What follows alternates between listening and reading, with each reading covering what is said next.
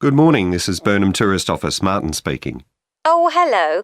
I saw a poster about free things to do in the area, and it said people should phone you for information. I'm coming to Burnham with my husband and 2 children for a few days on June the 27th, or possibly the 28th, and I'd like some ideas for things to do on the 29th. Yes, of course. OK. Then let's start with a couple of events especially for children. The art gallery is holding an event called Family Welcome that day, when there are activities and trails to use throughout the gallery. That sounds interesting. What time does it start? The gallery opens at 10 and the Family Welcome event runs from 10:30 until 2 o'clock. The gallery stays open until 5, and several times during the day they're going to show a short film that the gallery has produced. It demonstrates how ceramics are made, and there'll be equipment and materials for children to have a go themselves.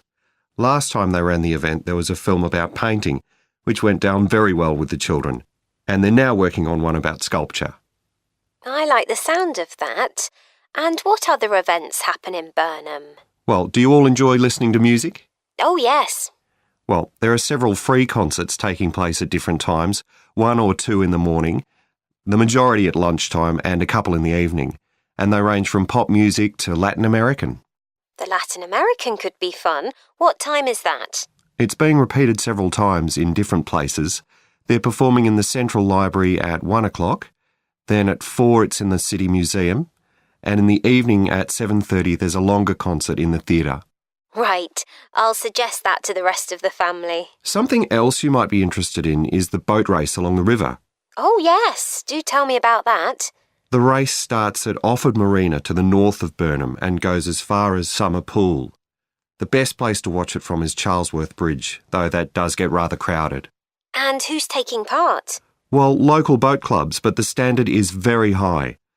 One of them came first in the West of England Regional Championship in May this year. It was the first time a team from Burnham has won.